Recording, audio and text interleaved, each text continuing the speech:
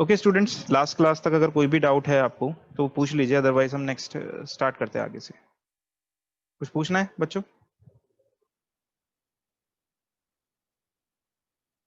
ठीक है, वापस हम एक बार रिपीट कर लेते हैं।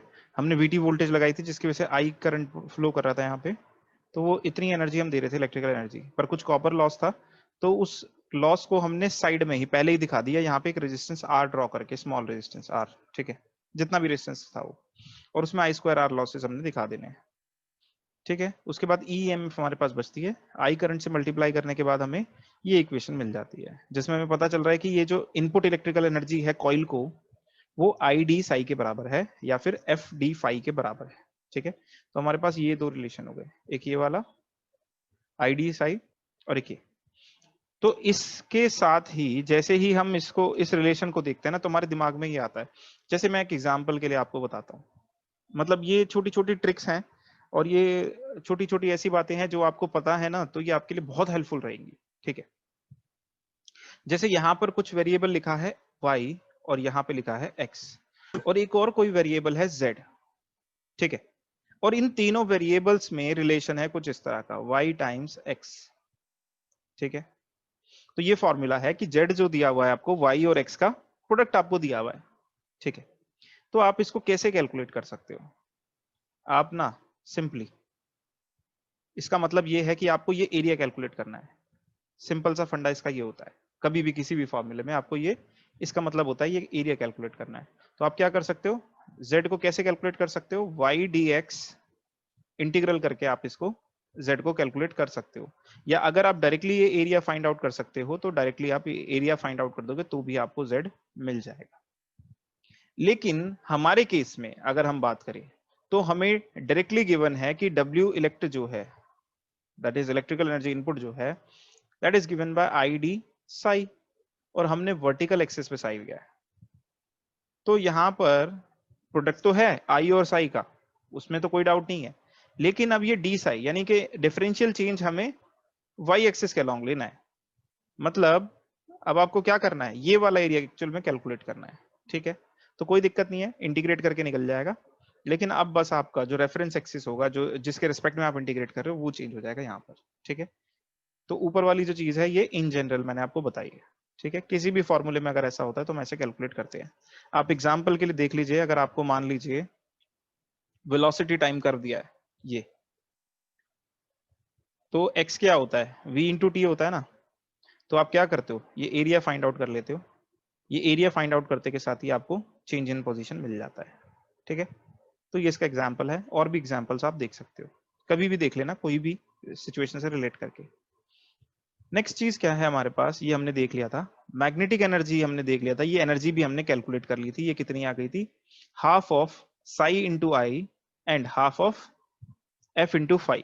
यहां तक अगर कोई डाउट है तो मुझे बताइए, ये हमने डिस्कस कर लिया था।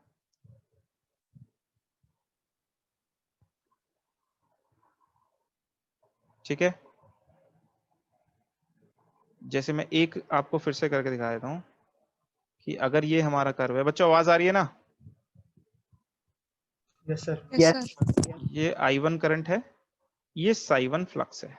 ठीक है, टोटल फ्लक्स जो है लिंकेज, तो ये एरिया कितना निकल के आएगा, half into base into altitude से निकल के आ जाएगा, और यही हमारी क्या है, इलेक्ट्रिकल एनर्जी इनपुट हो गया।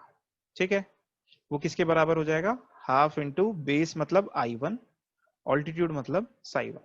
अगर आप 1 1 भी हटाना चाहो सिंपली तो भी आप इसको डायरेक्टली ऐसे लिख सकते हो, I इंटू साई। ठीक है, ये हमने लास्ट क्लास में देख लिया था। नेक्स्ट हमारे पास हमने क्या चीज यहाँ पर निकाली थी कि अगर मैकेनिकल आउटपुट, अगर आपका मैकेनिकल वर्क डन जो है दैट इज 0, मतलब कोई मैकेनिकल वर्क नहीं हो रहा है, जो रिले की जो आर्म थी, ठीक है, ये जो आर्म है ये अपनी पोजीशन पे फिक्स है, तो ये क्या हो जाएगा, मैकेनिकल वर्क आपको नहीं मिल रहा है, तो ये पार्ट हमारा हो जाएगा 0। और उस केस में जो आपकी इलेक्ट्रिकल एनर्जी इनपुट है वो सिर्फ और सिर्फ क्या करेगी, आपकी फील्ड को क्रिएट करेगी, तो वो फील्ड में जाके स्टोर हो जाएगी। कहने का मतलब ये है जितनी भी एनर्जी दी है आपने वो जाकर के फील्ड में स्टोर हो जाएगी और फील्ड के लॉसेस में चली जाएगी। कुछ अगर लॉसेस नहीं है तो सारी की सारी एनर्जी कहां चली जाएगी, सारी की सारी जाकर के फील्ड में स्टोर हो जाएगी।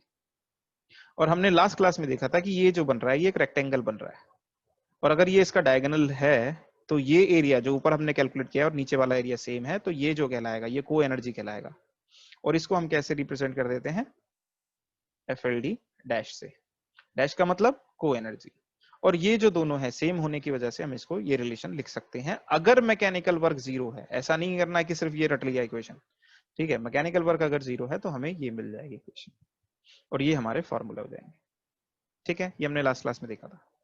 नेक्स्ट हम जानते हैं कि फाई जो होता है वो होता है MMF अपॉन में रिलक्टेंस, ठीक है। मैं थोड़ा सा आपको इसको रिलेट करके दिखाता हूँ। जैसे पावर आपने देखा है ना, V इंटू आई होता है।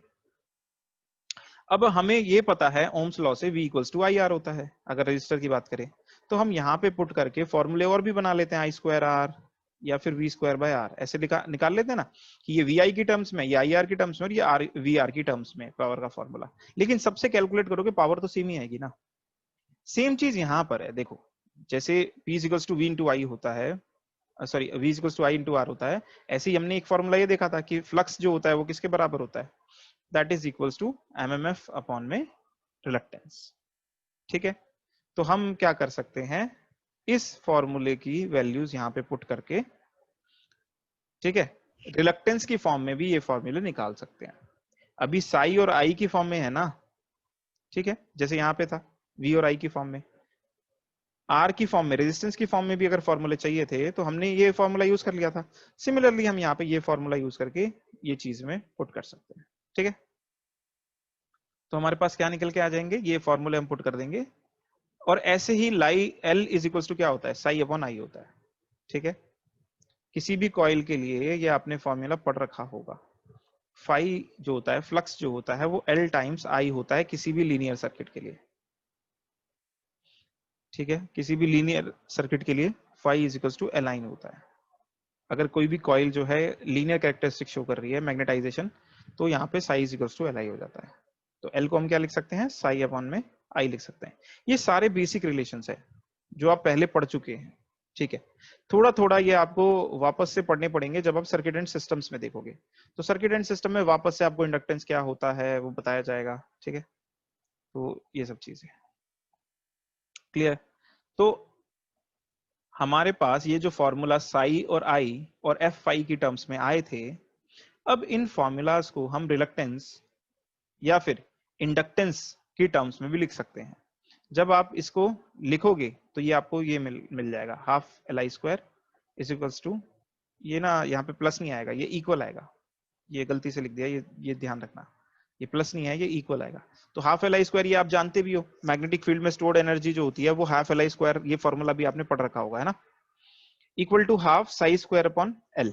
तो एक फॉर्मूला हमारे पास ये भी होगा, ठीक है। अब ये सब फॉर्मूले आपको याद नहीं रखने हैं, आपको तो सिर्फ थोड़ा सा ये शुरुआत का प्रोसीजर याद रखना है और ये याद रखना है। इसके अलावा ये दोनों रिलेशन आपको पता होना चाहिए कि फ्लक्स जो होता है MM अपॉन रिलक्टेंस होता है, और इंडक्टेंस जो होता है वो फ्लक्स अपॉन में करंट होता है। और अगर आपको बाई चांस कुछ आता भी है तो आप इससे यूज कर लोगे। वैसे आपके एग्जाम में ऐसा कोई क्वेश्चन नहीं आएगा जिसमें आपको इन फॉर्मूलाज को यूज करना पड़े, मोस्ट लाइकली, ठीक है। तो अगर आपको सिर्फ और सिर्फ ये फर्स्ट वाली इक्वेशन क्लियर हो गई है, जो इक्वेशन नंबर 6 यहाँ पे मार्क्ड है, और यहाँ पे 7 और 8 रिलेशन पता है, तो उतने से भी काम चल जाएगा, ठीक है। आपको उतना ध्यान रखना है जितना रखा जा सके, जबरदस्ती की इक्वेशन हमें याद नहीं रखनी है। ये हाफ Li स्क्वायर तो वैसे भी हमको याद होता ही है। कोई डाउट है तो बताइए। No sir. सर हाँ बोलिए। सर को एनर्जी एक बार फिर से समझा देना। को एनर्जी कुछ नहीं है, को एनर्जी कुछ जैसा कुछ होता ही नहीं है, ठीक है। एक्चुअल में मतलब फिजिकली ये सिर्फ एक आर्बिटरी कॉन्सेप्ट है। मतलब हमने क्या बोला कि जब भी तुम साई आई कर्व ड्रॉ करोगे, या फिर मान लो एफ आई कर्व आप ड्रॉ करोगे, जब भी ये कर्व ड्रॉ करोगे, अगर मैग्नेटाइजेशन लीनियर है, क्योंकि वहां पे एयर गैप था, तो ये जो होगा हमेशा लीनियरली बढ़ेगा ना, जैसे जैसे करंट बढ़ेगा वैसे वैसे आपका क्या बढ़ेगा, फ्लक्स बढ़ेगा, ओके। तो जब भी आप ये कैलकुलेट करोगे, ये एरिया कैलकुलेट करोगे, ये एरिया हमेशा इस एरिया के बराबर आ जाएगा, ठीक है। इस पूरे रेक्टेंगल का जो एरिया होता है, ये एक तो फील्ड एनर्जी से बन रहा है। ये एरिया क्या है, एरिया 1, ये फील्ड एनर्जी है कि नहीं है? बोलो। ये जो एरिया है ये Yes, फील्ड sir. एनर्जी को रिप्रेजेंट कर रहा है। क्यों? क्योंकि हमने देखा था ना, field energy is given bye Sai, D Sai into में आई। ठीक है, तो हमने बोल दिया कि ये जो रेक्टेंगल बन रहा है ना, इसमें ये वाला एरिया, इस साइड वाला एरिया तो एनर्जी कहलाएगा, होता ही है, ये एनर्जी स्टोर्ड इन फील्ड है। और बचा हुआ ये जो एरिया होगा ना, ये बचा हुआ area, this will be called as co energy. That's it. Co energy सिर्फ एक मैथमेटिकल कॉन्सेप्ट है, ठीक है, ये कोई वैसे कंसेप्चुअल कुछ नहीं है, ठीक है, Okay, sir. एक मैथमेटिकल सर कॉन्सेप्ट ये है। तब ये ये सिर्फ तब कैलकुलेशन रोल के में लिए। आएगा जब एयर गैप नहीं होगा।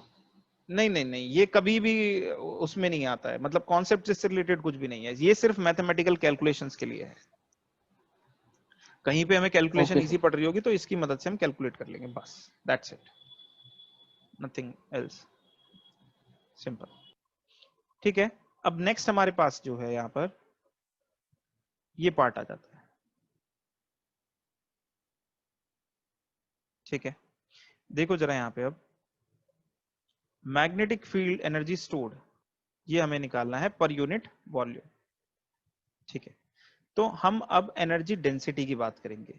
ये जो capital W F L D है, ये क्या है? ये एनर्जी स्टोर्ड इन फील्ड है। ठीक है, या अगर हम इसकी बात करें तो ये क्या है? Total energy stored in field, जो भी आपका सिस्टम है। ठीक है, लेकिन अब हम एक small F L D, W F L D use इस्तेमाल कर रहे हैं, ये टर्म यूज कर रहे हैं। ये क्या है? ये आपको एनर्जी डेंसिटी बताएगी। ये क्या है? Energy density. एनर्जी डेंसिटी मतलब एनर्जी पर यूनिट वॉल्यूम। तो ये बेसिकली क्या होने वाला है, जो भी हमने निकाला है उसको डिवाइडेड बाय वॉल्यूम कर दो तो आपको एनर्जी डेंसिटी मिल जाएगी। ठीक है, ये तो इसका कॉन्सेप्ट है। अब वॉल्यूम क्या होती है? मान लीजिए जो हमने रिले लिया है, ठीक है, ये जो हमने रिले लिया है, इसमें दो पार्ट में फ्लक्स जा रहा है। फील्ड जो है दो पार्ट में बन रही है, एक तो आयरन के अंदर बन रही है और दूसरा एयर के अंदर बन रही है। तो यहाँ पे देखो जरा, ये जो एरिया आपका हो जाएगा, एरिया ऑफ क्रॉस सेक्शन जिससे फ्लक्स पास कर रहा है, और इसका लेंथ, इस आयरन पाथ की लेंथ देखो, ये जो है इतनी लेंथ है ना, ये इतनी लेंथ आप ऐसे ले लो, ये तो हो गई आयरन पाथ की लेंथ, और ऐसे इसका कितना क्रॉस सेक्शनल एरिया है, अगर आप ये ले लो तो पूरी की पूरी आपको जो मिल जाएगी, वॉल्यूम मिल जाएगा आयरन पाथ का। और ऐसे ही जितना ये क्रॉस सेक्शनल एरिया उसको हम सेम ही मान सकते हैं लगभग, और इसकी लेंथ अगर हम निकाल ले तो इसकी वॉल्यूम मिल जाएगी एयर पाथ की, एयर की। तो ये जो एफएलडी है ना, ये फ्लक्स डेंसिटी जो है, सॉरी एनर्जी डेंसिटी जो है, इसको हम दो पार्ट में डिवाइड करते हैं। है तो यही निकालना, तो यही है एनर्जी पर यूनिट वॉल्यूम, लेकिन ये दो पार्ट में हम निकाल रहे हैं। एक तो एयर में जितनी एनर्जी स्टोर्ड हुई है पर यूनिट वॉल्यूम, और आयरन में जितनी एनर्जी स्टोर्ड हुई है पर यूनिट वॉल्यूम। अब यहाँ पे ये जो एरिया और लेंथ लेने हैं आपको, रेस्पेक्टिव एरिया और लेंथ लेने हैं, बाकी तो फॉर्मूला सेम ही है। यहाँ पे F1 और F2 क्या है? MMF required to create flux in iron, MMF required to create flux in air, और टोटल MMF कितनी हो गई? वो F हो गई। अगर देखिए, अगर टोटल MMF F है तो हमने इसको दो पार्ट में मान लिया, डिवाइड कर दिया है, F1 और F2। कुछ पार्ट इसका क्या करेगा? सफिशिएंट है आयरन में फ्लक्स प्रोड्यूस करने के लिए, और इसी का कुछ पार्ट चाहिए होगा हमें एयर में फ्लक्स प्रोड्यूस करने के लिए। तो वो इस तरह से हमें गिवन है, दो पार्ट में हमने इसको लिख लिया। फाइनली इसको हम कंबाइन कर सकते हैं। देखो, MMF पर यूनिट लेंथ जो होगी ना यहाँ पर, that is given by magnetizing intensity. ये रिलेशन याद रखना, MMF पर यूनिट लेंथ जो होगी वो होती है मैग्नेटाइजिंग इंटेंसिटी। तो यहाँ पर इसको हम रिप्लेस कर सकते हैं H से, और हम जानते हैं कि फ्लक्स क्या होता है। मैग्नेटिक फ्लक्स की अगर हम बात करें तो वो B डॉट A होता है ना, magnetic field lines passing through a unit area, और sorry a area perpendicularly, that is our flux. तो बी क्या हो जाएगा? बी हो जाएगा फाई अपॉन ए। ठीक है, फाई अपॉन ए। तो यहाँ पे देखो जरा, ये फाई अपॉन ए की जगह हम क्या लिख सकते हैं? बी लिख सकते हैं, और इसकी जगह पर हम क्या लिख सकते हैं? एच लिख सकते हैं। तो सेम एनर्जी को हमने एच और बी की टर्म्स में भी रिप्रेजेंट कर दिया। फाइनली हम जानते हैं कि B is equals to mu H होता है। देखो, बहुत ज्यादा फॉर्मूले लग रहे हैं क्या तुम लोगों को ये कि b is equal to mu H लिख दिया यहाँ पे, f अपॉन में l is equal to H लिख दिया है यहाँ पे, b is equal to phi upon a लिख दिया, वहां पे phi psi is equal to l upon i लिख दिया, li लिख दिया, या ये सब ऐसे लिख दिया है।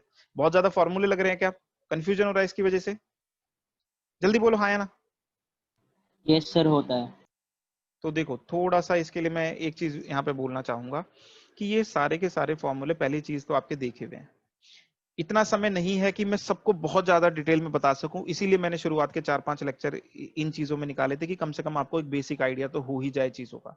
क्योंकि अगर आप खुद सोच के देखो कि अगर वो सब चीजें हमने डिस्कस नहीं की होती अभी फिलहाल, तो अगर मैं सिर्फ आपके लिए इक्वेशन होती कि हम कुछ भी करे जा रहे हैं, समझ में कुछ नहीं आने वाला था। ठीक है, तो इसलिए मैंने वो सब चीजें वहां पे बताई थी। एक चीज, दूसरी चीज ये है कि थोड़ी सी आप लोग मेहनत करिए, मतलब पूछ लीजिए या तो मुझसे कि कहीं पे अगर छोटा मोटा डाउट है तो पूछ लीजिए, मैं बता देता हूँ, मेरे को कोई प्रॉब्लम नहीं है। लेकिन अगर मैं सिर्फ इन्हीं को एक्सप्लेन करने बैठूंगा तो 3-4 लेक्चर और निकल जाएंगे इसमें, तो आप समझ सकते हो कि इतना ज्यादा डेप्थ में भी नहीं हम डिस्कस कर सकते। तो जहां जहां प्रॉब्लम आ रही है आपको, अगर कोई छोटे मोटे कॉन्सेप्ट की वजह से दिक्कत हो रही है तो पूछ लो कि ये फाई क्या होता है, बी इंटू ए से कैसे निकलता है, ये कैसे आया, वो कैसे आया, ये फॉर्मूले थोड़े थोड़े मैं एक्सप्लेन कर दूंगा आपको। कोई दिक्कत है इसमें तो अभी बताओ। नहीं सर, वैसे तो देखे हुए हैं सर सारे फॉर्मूले। हाँ, तो अभी इनको समझ लो कि यूज करना है और थोड़ा सा बाद में देख लीजिएगा। अब यहाँ पे देखो जरा, मैग्नेटिक फील्ड जो है, डेंसिटी, मैग्नेटिक फ्लक्स डेंसिटी, ये जो है बी जो है वो कॉमन है दोनों तरफ, वो चेंज नहीं हो रहा है ना एयर में ना ही आयरन में। जितना फ्लक्स यहाँ से पास कर रहा था उतना यहाँ से जाएगा ना, ऐसा थोड़ी है कि यहाँ से जो लाइन पास करी वो बीच में टूट गई फिर यहाँ से आ गई, या सिर्फ एयर एयर में फ्लक्स है, यहाँ नहीं है। तो जितना फ्लक्स आयरन से पास कर रहा है उतना ही एयर में भी है। तो इसीलिए यहाँ पे कॉमन फ्लक्स फाई के लिए हमने दूसरे अलग अलग फाई 1 फाई 2 यूज नहीं किया था, है ना। ऐसे यहाँ पे बी भी सेम होगा, मैग्नेटिक फ्लक्स डेंसिटी वो चेंज नहीं होने वाली है। और नेट आपको निकालना है तो H1 प्लस H2 कर देंगे यहाँ पे, इसको कंबाइन करके H लिख सकते हैं। ठीक है, इसको कंबाइन करके H लिख सकते हैं। आपको ये रिलेशन भी आपको याद होगा, ये सब 12th में पढ़े हुए आपके रिलेशन। ठीक है, फर्स्ट ईयर में और 12th में पढ़े हुए हैं। तो इस सब्जेक्ट में मेनली ऐसे प्रॉब्लम नहीं आती है कि आपको बहुत ज्यादा कुछ करने को पड़ गया, लेकिन इतनी सारी चीजें, इतनी ज्यादा क्वांटिटीज हमें यूज करनी होती है ना, कि उसकी वजह से प्रॉब्लम आने लगती है। ठीक है, तो फाइनली हम इसको कंबाइन करके ऐसे लिख सकते हैं, half B square upon mu. ठीक है, या फिर हाफ H1 B। क्या करा हमने, इन H1 प्लस H2 को कंबाइन करके लिख दिया H, और ये आ जाएगा हमारे पास रिलेशन। ठीक है, अब इसके बाद मैं कोशिश करता हूं कि मैं इक्वेशन यूज ना करूं, सिर्फ और सिर्फ समझाऊं। ठीक है, क्योंकि बहुत ज्यादा एग्जाम में पूछा भी नहीं जाता इक्वेशंस की फॉर्म में, और एकदम से इतनी सारी इक्वेशन आपको याद होंगी भी नहीं। देखो जरा, अब ये कौन सा केस था, अभी तक जो हम केस ले रहे थे उस केस में हमने क्या मान के चला था कि मैकेनिकल वर्क डन जो है वो हमारा कितना है, 0 है। तो हमने बोला कि जितनी भी हमारी इलेक्ट्रिकल एनर्जी हम दे रहे थे वो सारी की सारी किस में कन्वर्ट हो जा रही थी, फील्ड में कन्वर्ट हो जा रही थी। बट सपोज करो, सपोज क्या करो, करवाना तो मैकेनिकल वर्क ही है ना हमें।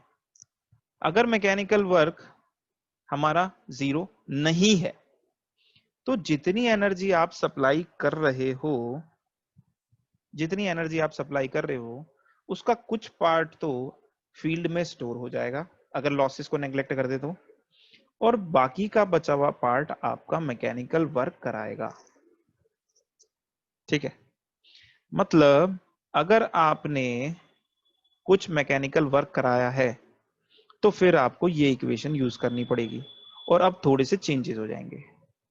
ठीक है, कैसे चेंजेस होंगे, अब इसके लिए हमें क्या मानना पड़ेगा कि ये जो आर्मेचर है, इसको, ये जो आयरन का इसकी आर्म है, आर्मेचर बोल देते हैं हम इसको, ये जो आर्मेचर है इसके हम 3 केसेस लेते हैं। पहला केस, अगर ये आर्मेचर बहुत ही स्लोली मूव कर रहा है इस पोजीशन की तरफ, मतलब बहुत ही स्मॉल स्पीड से मूव कर रहा है, ना के बराबर मूव कर रहा है वो हर सेकंड में, या हर इन्फिनाइटली स्मॉल टाइम में इन्फिनाइटली स्मॉल डिस्टेंस ट्रेवल कर रहा है, बहुत ही नेग्लिजिबल डिस्टेंस ट्रेवल कर रहा है। ठीक है, तो एक केस ये हो सकता है कि हम मान ले कि इसको, ये बहुत ही स्लो स्पीड से ये ट्रेवल कर रहा है, स्लो मूवमेंट हम इसको बोल देते हैं। दूसरा केस हमारे पास क्या होगा, दूसरा केस हमारे पास होगा instantaneous movement. Instantaneous movement. Instantaneous movement का मतलब क्या है कि ये गया तुरंत यहां पे जाकर के चिपक गया, आपने एकदम छोड़ा, एक इंस्टेंट में यहां से यहां पर पहुंच गया, तो वो इंस्टेंटेनियस मूवमेंट हो गया। लेकिन जब हम प्रैक्टिकल सिनेरियो की बात करेंगे तो ना तो ये इन्फिनाइटली स्मॉल स्पीड से मूव कर रहा होगा और ना ही ये एक इंस्टेंट में जाकर के यहां से चिपक जाएगा। भाई यहाँ पे नॉर्थ और यहाँ पे साउथ बन रहा था ना, हमने देख लिया था ना, तो ये जाएगा ना इस तरफ, ये तो सबको समझ में आ रहा है ना कि आर्मेचर इस तरफ जाएगा। यस लेकिन सर। अब इसका मूवमेंट स्लो होगा कि इंस्टेंटेनियस होगा, होगा तो दोनों में से कुछ भी नहीं। ठीक है, ये कुछ फाइनाइट स्पीड से यहाँ पे मूव करेगा एक्चुअल में। तो एक हमारा होगा प्रैक्टिकल केस जिसमें हम मूवमेंट को क्या मान लेंगे, जिसमें हम मूवमेंट को फाइनाइट मान लेंगे। ठीक है, तो तीसरा केस हमारा क्या है कि मीडियम स्पीड से हम कुछ मान लेते हैं, या फिर एक यूनिफॉर्म स्पीड या कुछ स्पीड से हम मान लेते हैं, एक मीडियम स्पीड हम मान लेते हैं, इससे ये मूव कर रहा है, या इंटरमीडिएट केस हो गया इन दोनों का। अब हमें देखना है कि अगर स्लो मूवमेंट आर्मेचर का रहेगा तो क्या होता है।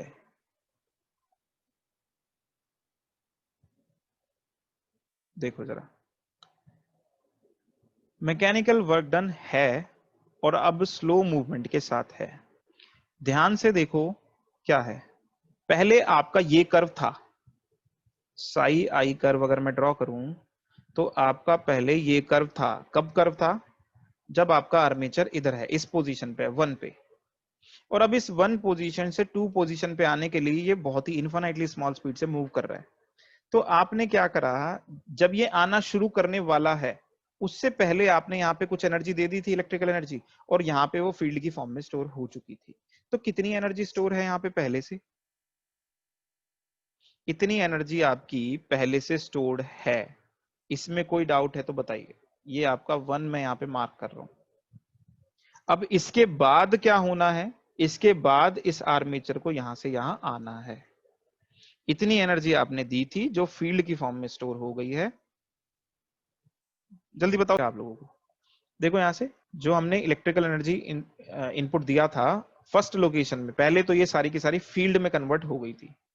ठीक है, वो ये सिचुएशन दर्शा रही है, ये वाला, ये जो ओ ए है ना, यहाँ पे ओ ए कर्व है ये वाला, ये सेम चीज को यहाँ पे दर्शा रहा है। अब इसके बाद आपने इस आर्मेचर को छोड़ा है और अब ये आर्मेचर धीरे धीरे धीरे धीरे धीरे धीरे करके यहाँ पे 2 पर आएगा। ठीक है, अब जब ये 0 यहां से इस पोजीशन के बाद जब ये धीरे धीरे करके 2 पर आएगा तो होगा क्या, ये जो है आर्मेचर इस तरफ मूव करना शुरू करेगा लेफ्ट साइड में। अब जब ये लेफ्ट साइड में मूव करना शुरू करेगा तो क्वेश्चन ये है कि करंट या फ्लक्स दोनों में से किसी चीज में चेंज आएगा कि नहीं आएगा। ठीक है, पर फ्लक्स में चेंज आना चाहिए। फ्लक्स में चेंज आना नहीं चाहिए, आना चाहिए। फ्लक्स या करंट में चेंज आना चाहिए कि नहीं आना चाहिए। हम उस लैंग्वेज में, उस भाषा में इस चीज को समझेंगे जिस भाषा में हमें समझ में आती हो, और वो भाषा ये है पर कि लेंस लॉ के हिसाब से नहीं, अभी एक बार देखो जरा इधर, मान लो यहाँ पे करंट जो है, ठीक है, यहाँ पे करंट आई फ्लो कर रहा है, खुद सोच के देखो जरा। देखो, अगर बहुत ही स्लो मूवमेंट है तो क्या फ्लक्स का चेंज होगा, फ्लक्स का चेंज होगा धीरे धीरे। ठीक है, लेकिन करंट यहां पे क्या रहेगा, ये करंट यहां पे रहेगा कांस्टेंट। ठीक है, अगर बहुत ही स्लो मूवमेंट है तो फ्लक्स जो होगा धीरे धीरे चेंज होता रहेगा। ठीक है, लेकिन करंट जो रहेगा आपका वो क्या रहेगा, कांस्टेंट रहेगा। इसका मतलब यहां पे इस पॉइंट ए पर पहुंचने के बाद जो भी इस सर्किट में करंट था आई या I1 जो भी आप लेकर के चल रहे हो, वो करंट तो रहेगा सेम, और ये जो है ये ऊपर की तरफ शिफ्ट होना शुरू हो जाएगा कर्व। ये आर्मेचर को नहीं बता रहा है, ये बता रहा है कि जैसे जैसे ये स्लोली मूव करेगा करंट में कोई चेंज नहीं आ रहा है, लेकिन अब जो फ्लक्स है वो आपका इंक्रीज होना शुरू हो गया है। क्यों होगा इंक्रीज, सोच के देखो जरा। जब ये आर्मेचर नजदीक आना शुरू होगा तो रिलक्टेंस कम होगा कि नहीं होगा, बताओ। पाथ का रिलक्टेंस कम होगा। अगर रिलक्टेंस क्या होता है, फ्लक्स क्या होता है, एमएमएफ अपॉन में रिलक्टेंस होता है। आर अगर रिलक्टेंस कम होगा और करंट आपका कांस्टेंट है तो फ्लक्स तो बढ़ेगा ही, फ्लक्स तो सीधी सीधी बात है बढ़ेगा। और यहाँ पे फ्लक्स जो होगा ये आपका बढ़ना शुरू हो गया है ऊपर की तरफ, जो यहाँ पर ये दिखाया गया है। तो ए स्टेट तक आपका आर्मेचर स्टेशनरी था, ये जो है ये आपका ये बता रहा है कि आर्मेचर को आपने छोड़ दिया है और वो स्लोली मूव करके आ रहा है, फ्लक्स की तरफ बढ़ रहा है। ठीक है सर रिलक्टेंस डिक्रीज कैसे हुआ वो प्लीज एक बार फिर से बता दीजिए। देखो जरा, अगर ये पूरा का पूरा पाथ आयरन का है तो रिलक्टेंस क्या है, कम है। अगर बीच में से इस पाथ को यहां से काट दिया जाए तो यहाँ पे एयर आ जाएगी, अब तो एयर का रिलक्टेंस क्या होता है, ज्यादा होता है, तो ओवरऑल रिलक्टेंस बढ़ जाएगा। अब यहाँ पे जब ये आर्मेचर ऐसे ऐसे करके इसके नजदीक आना शुरू होगी तो एयर गैप कम नहीं होना शुरू हो जाएगा क्या, ये जो गैप था एयर का इसकी विड्थ कम होनी शुरू हो जाएगी। और एयर का रिलक्टेंस ज्यादा होता है तो ओवरऑल रिलक्टेंस क्या होने लगेगी, कम होने लगेगी। समझ में आया? हाँ सर अब आ गया। ठीक है, तो यहाँ पे क्या हो जाएगा, ओवरऑल रिलक्टेंस कम होनी शुरू हो जाएगी। क्लियर है? तो फ्लक्स हमारा बढ़ने लगेगा, इस पॉइंट पे पहुंच गया। ठीक है, अच्छा अब जब ये इस पॉइंट पर पहुंच गया, ठीक है, ये इस पॉइंट पे पहुंच गया, अब दूसरा तरीका हमारा क्या था, सेम काम को परफॉर्म करने का हमारा दूसरा तरीका क्या था कि आप शुरुआत में ही जैसे ही आपने एनर्जी दी है वो पूरी की पूरी एनर्जी किसमें कन्वर्ट कराना शुरू करो, सीधे के सीधे शुरुआत से ही इसको क्या करो, अरे शुरुआत से ही इसको क्या करो, छोड़ दो कि भाई तू जा, जैसे जैसे एनर्जी मिलती रहेगी ये मूव करता रहेगा। तो उस टाइम पर ये इस पाथ को फॉलो करेगा। ठीक है, अब यहां पर देखो जरा कि पहले स्टोर्ड एनर्जी कितनी थी, पहले स्टोर्ड एनर्जी इतनी थी फील्ड में, जैसे ही वो इस पॉइंट पर पहुंच गया है तो अब स्टोर्ड एनर्जी ये है। तो कुछ चेंज आया है स्टोर्ड एनर्जी में कि नहीं आया है, आया है। ठीक है, और वो आएगा भी, जब फ्लक्स चेंज होएगा तो एनर्जी तो स्टोर्ड चेंज होगी ही होगी। ठीक है, साथ ही साथ कुछ मैकेनिकल वर्क भी हुआ है। ठीक है, आपने एडिशनल कितनी पावर दी है ये मेरे को बताओ, एडिशनल कितनी पावर दी है आपने इस काम के लिए? यार तुम लोग समझ में नहीं आता है कि तुम लोगों को समझ में आ रहा है कि नहीं आ रहा है। देखो कैसे पता चलेगा कि तुमने एडिशनल पावर दी है कि नहीं दी है, सबसे पहली चीज तो ये है, सोच के बताओ जरा मुझे।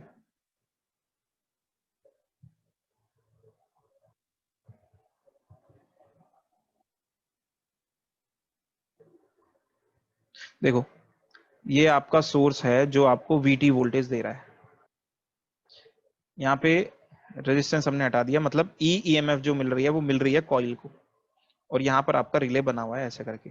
ठीक है, सोचो अगर ज्यादा करंट अगर ड्रॉ हो रहा है, अगर करंट ड्रॉ हो रहा है तो E इंटू आई है ना, तो इसका मतलब आपको पावर एक्स्ट्रा आप दे रहे हो।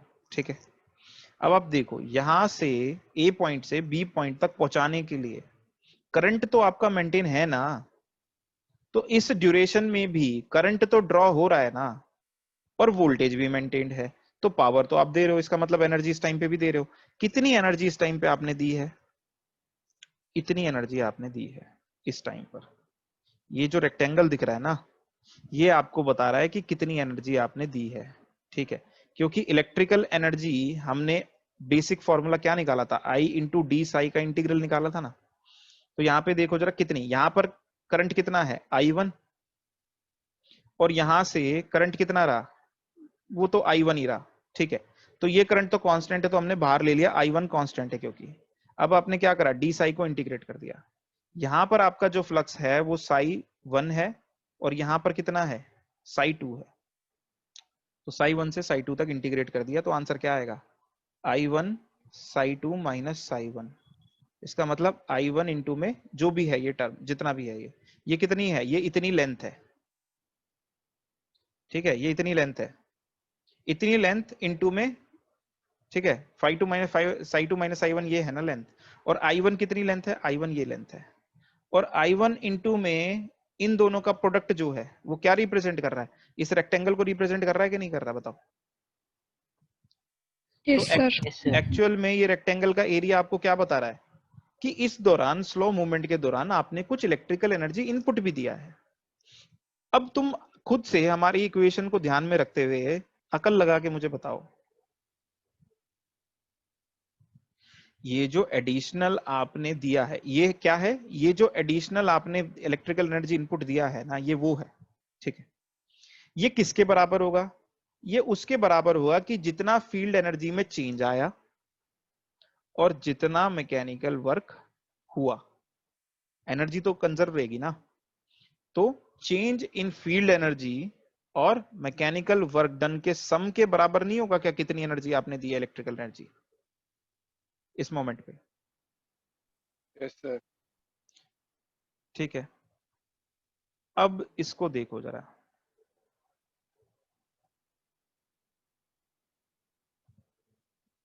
देखो यहां पे जरा कितनी एनर्जी एक्स्ट्रा आपने दी है, हम इसको एरिया की टर्म्स में लिख लेते हैं, ABCDA, ये एरिया हो गया, इतनी, ये W इलेक्ट हो गया ना आपका इलेक्ट्रिकल एनर्जी इनपुट, ये वाला एरिया जो हमने अभी बात की, ये change in field energy plus mechanical work done के बराबर होगा। अब फील्ड एनर्जी में चेंज क्या है, जो फाइनल में फील्ड एनर्जी थी और जो पहले फील्ड एनर्जी थी, तो यहां पर इस पॉइंट को E मान लो, सपोज करो, देखो जरा फाइनल फील्ड एनर्जी कितनी है, फाइनल फील्ड एनर्जी इतनी है कि नहीं है, बताओ। तो एरिया यस सर। कितना हो गया, BCDOEB, ठीक है, माइनस जो इनिशियली आपकी थी, इनिशियली आपका क्या एरिया था, फील्ड एनर्जी कितनी स्टोर थी, इनिशियली इतनी फील्ड एनर्जी स्टोर थी। हाँ, तो यहाँ पे हम क्या लिख सकते हैं, OAEDO, ठीक है, ये हो गया। अब तुम क्या करो, ये जो नेगेटिव वाला, ये वाला जो पार्ट है ना, ये लेफ्ट हैंड साइड में ले जाओ, तो ये क्या हो जाएगा, जो हमारा रेक्टेंगल है ऊपर और ये जो ट्रायंगल है ये नीचे, ये दोनों जब ऐड हो जाएंगे तो कौन सा एरिया आपको मिल जाएगा, ये पूरा का पूरा एरिया आपको मिल जाएगा,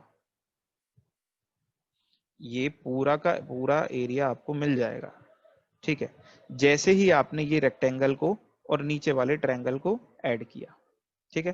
तो ये वाला पार्ट करते के साथ ही ये पूरा एरिया आ गया आपके पास। ये पूरा एरिया कितना है, ये पूरा एरिया है OABCDO, और इस पार्ट को भी लेफ्ट हैंड साइड में ले जाओ, ये माइनस किसके बराबर हो गया, एरिया, ये कौन सा एरिया है, ये आपका लेफ्ट पार्ट वाला एरिया, ये वाला। इस पूरे एरिया में से अगर ये लेफ्ट वाला एरिया, ये जो मैं अभी थोड़ा सा ना, यहाँ पर आपको एरियाज बहुत सारे हो गए हैं, थोड़ा सा दिमाग लगाना पड़ेगा कौन सा एरिया की हम बात कर रहे हैं। तो आप ये देखो, इस पूरे एरिया में से जितना भी ये एरिया है उसमें से एक्चुअल में हमें ये जितनी फाइनली स्टोर्ड एनर्जी है वो घटाना है। तो ये जो अभी फिलहाल पहले से ये जो हमने लाइंस ड्रॉ किए हैं, ये वाला एरिया को रिप्रेजेंट कर रहा है ना एक्चुअल में, ठीक है। तो एक्चुअल में जब आप इन तीनों एरियाज को सॉल्व कर लेते हो और फाइंड आउट कर लेते हो रिजल्टेंट एरिया, वो कैसे फाइंड आउट होगा, जो भी ये एरिया है उसमें ये वाला तो ऐड हो जाएगा और ये वाला उसमें से सबट्रैक्ट हो जाएगा। तो फाइनली आपको कौन सा एरिया निकलता है, वो एरिया आपका मैकेनिकल एनर्जी को रिप्रेजेंट करेगा ना, ठीक है। तो फाइनली वो एरिया हमारा मैकेनिकल एनर्जी को रिप्रेजेंट कर रहा है, और जब हम उस एरिया को देख रहे हैं तो वो एरिया कितना निकल के आता है, जो हमारा यहाँ पे शेडेड एरिया है इस वक्त, ये। तो सीधा सीधा इसका इम्प्लीकेशन ये है कि ये जो शेडेड रीजन है ये मैकेनिकल वर्क को रिप्रेजेंट कर रहा है, दैट इज इट।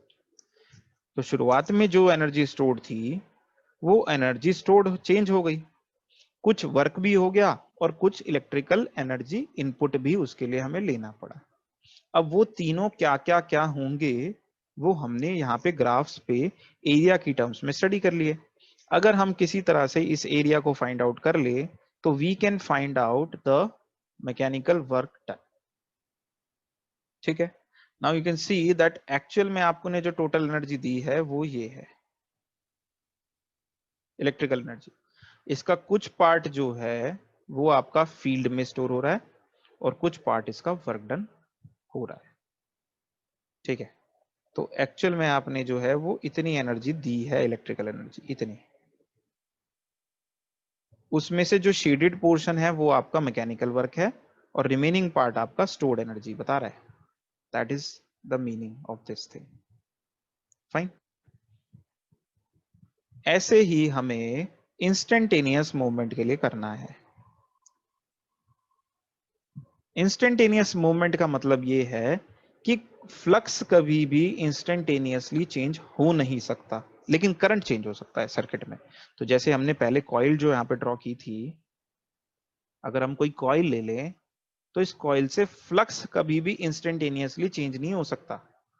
ठीक है, पता है ना ये बात हमें कि कॉइल जो होती है, इंडक्टेंस जो होता है, वो कभी भी फ्लक्स के इंस्टेंटेनियस चेंज को अलाउ नहीं करता है, लेकिन करंट चेंज हो सकता है।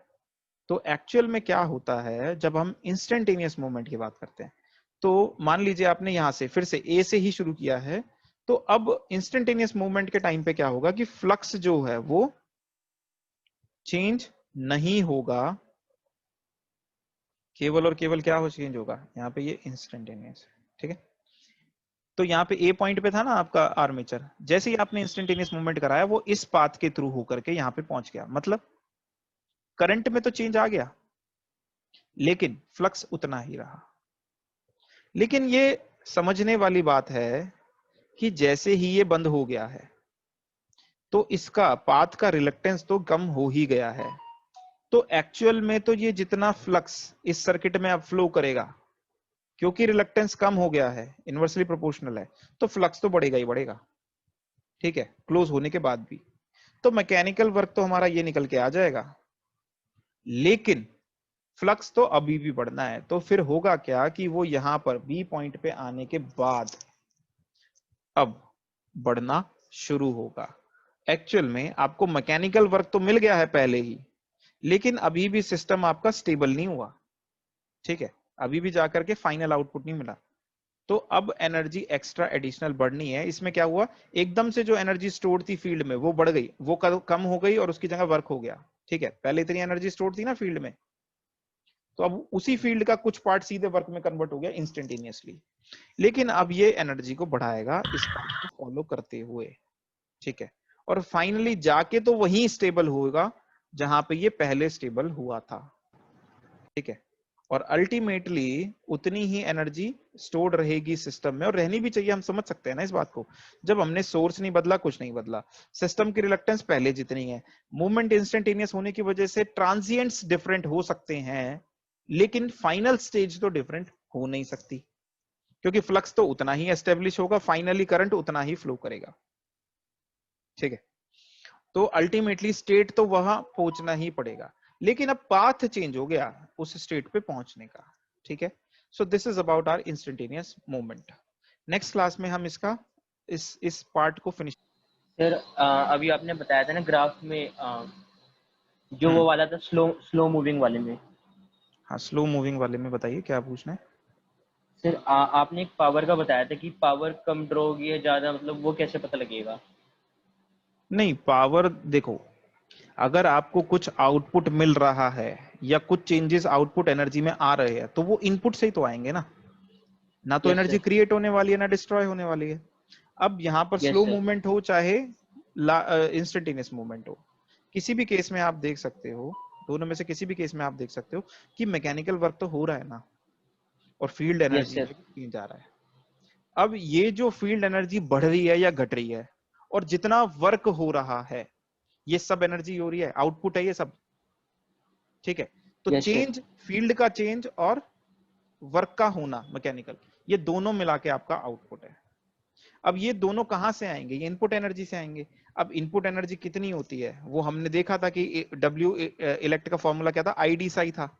तो आप देखो कि sir. कांस्टेंट करंट तो कांस्टेंट रहा है, यहाँ पे ऊपर की तरफ बढ़ रहा है, कर्सर दिख रहा है आपको, यस सर, लेकिन यस। फ्लक्स में चेंज आ रहा है डी साई। तो आपको इंटीग्रेट करना है, कांस्टेंट करंट कांस्टेंट था तो आपने इंटीग्रल के बाहर ले लिया, और फ्लक्स में चेंज फाई 2 से फाई 1 था, ठीक है, तो आपने उसको Okay, इंटीग्रेट करा तो फाई 2 माइनस फाई 1 आ गया, तो ये रेक्टेंगल का एरिया मिल गया आपको। तो ये क्या बता दिया हमें, Okay. ये हमें बता रहा है कितना एनर्जी इनपुट है, लेकिन फील्ड में कितना चेंज आया, इनिशियली फील्ड इतनी थी, बाद में फील्ड कितनी है, बाद में फील्ड इतनी है, तो चेंज कितना होगा, फाइनल माइनस इनिशियल होगा। अब इन तीनों एरियाज को आप आपस में ऐड सब्ट्रैक्ट करके जो एरिया मिलता है आपको ये एरिया मिल जाएगा, और ये किसके बराबर है, W मैकेनिकल, यानी ये आपको क्या बता रहा है कितना मैकेनिकल वर्क हुआ है। अब ये जो Okay, शेप sir. है ये परफेक्ट शेप नहीं है, ना तो ये स्ट्रेट लाइन है, ना कोई रेक्टेंगल बन रहा है, ना ट्रायंगल बन रहा है, कुछ भी नहीं बन रहा है, तो यहाँ पे एरिया निकालना थोड़ा सा डिफिकल्ट होगा, but that is not the thing on which we have to concentrate here. Right now we have to concentrate on the fact that this area will be representing our mechanical work done. That is the thing. ठीक है, इस वक्त हमें बस ये Okay, देखना है sir. कि ये जो एरिया है ये वर्क डन को रिप्रेजेंट कर रहा है। सिमिलरली अगर आप Okay, इंस्टेंटेनियस मूवमेंट की बात करें तो वर्क इंस्टेंटेनियसली हो रहा है, तो जो एनर्जी स्टोर थी वो एकदम से कन्वर्ट हो जाएगी वर्क डन में, लेकिन एनर्जी फिर से बढ़ेगी, स्टोर्ड एनर्जी फिर से बढ़ेगी। क्यों बढ़ेगी, क्योंकि रिलक्टेंस कम हुआ है तो फ्लक्स तो बढ़ेगा, और वो कहां से आएगा, वो इनपुट से आएगा। तो फिर से आप वो इक्वेशन लिखोगे कि कितना इलेक्ट्रिकल एनर्जी इनपुट है, ठीक है, और वही आपका Okay, change in stored energy और मैकेनिकल वर्क डन के बराबर हो जाएगा, या चेंज इन स्टोर्ड एनर्जी के बराबर हो जाएगा, जैसे भी करके, ठीक है। तो आपको पता चल जाएगा कि Okay, ये आपका मैकेनिकल वर्क डन है। अब तीसरा केस है जो हमारा मीडियम मूवमेंट है, मतलब मीडियम स्पीड से मूवमेंट है, या फिर प्रैक्टिकल मूवमेंट की हम बोल सकते हैं, मीडियम स्पीड नहीं, प्रैक्टिकल मूवमेंट हम बोल सकते हैं। तो वो हम नेक्स्ट क्लास में देखेंगे, रिलक्टेंस टॉर्क देखेंगे और डब्ल्यू एक्साइटेड मशीन देख करके ये टॉपिक खत्म कर देंगे, फिर हम डीसी मशीन शुरू करेंगे।